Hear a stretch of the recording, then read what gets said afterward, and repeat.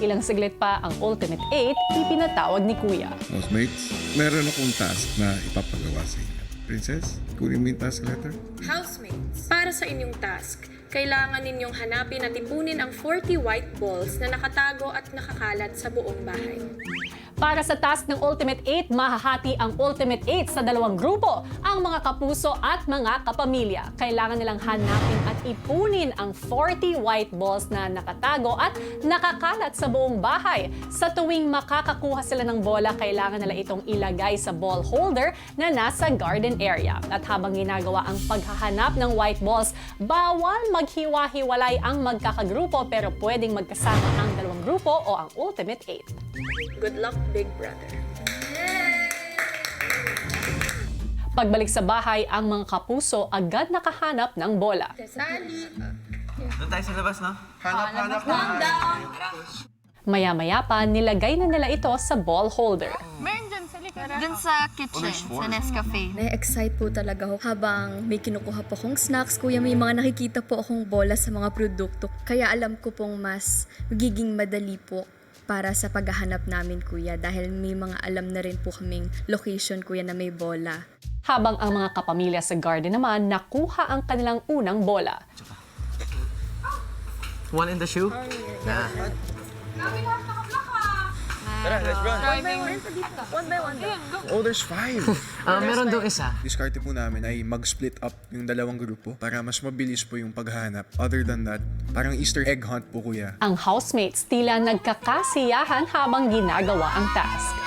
Chichi! Do you love Mga aesthetic. Chichi? Nakating na ang mga aesthetics. Kami ng bola para sa inyo. Para saan kaya yun? Madali pa po kuya kasi meron po mga ball na obvious lang po kuya. Princess, wala ka dyan, Ash. May assigned names yung ball. Dapat lahat na. Maya-maya pa, unti-unti na silang nakarami. Hanggang sa... Oh! Mabagal kayong...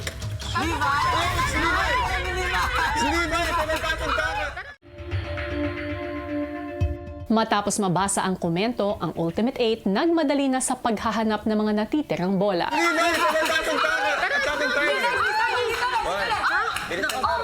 So parang mas naging aware lang din kami na, oo nga, parang may time din yung paghahanap namin. Parang masyado kaming chill.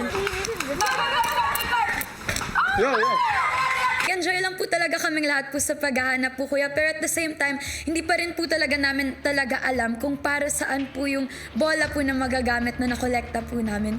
Sa loob ng Aqua Flash. Routine, na-check yun. Pwede ba yun? Dito. Oh! Oh, there's also one here! Oh. So, you know our next one. Samantala, sina Ashley patuloy na naghanap sa labas. Ayun! Ayun, dalawa doon! Yo! Tara! Yo, Joaquin! And that yo! Ay, sinalat mo. Bango.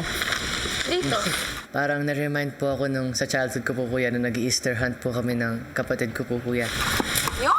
Wala. Nakakuha lang nila dyan. Balik mo na. Wala na, there's 4 na. Sa likod ng speaker. Waraingani.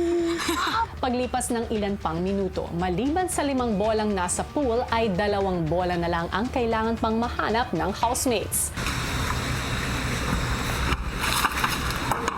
Dalawa. Ito, yung ang dami dito sa Before namin kunin yung mga bola sa swimming pool, isa na lang din yung kulang. So, nahanap na din na talaga namin lahat ng sulok ng bahay, Kuya, sa living room, pati sa garden area. gamit na yun. Kaya, labas na. For one na. Ayun! Pero may isang place pa din kami na hindi na-check. So, nung chinek namin, Kuya, happy kami na nandun pala yung isang bola na nawawala. Okay na. Yes, sir. Ang mga boys nilusong na rin ang huling 5 bolang nasa pool. Doon po medyo masaya po kuya kasi nakapag-swimming po kami kuya. Last na. I'm just so happy, Kuya, na nahanap po namin yung lahat.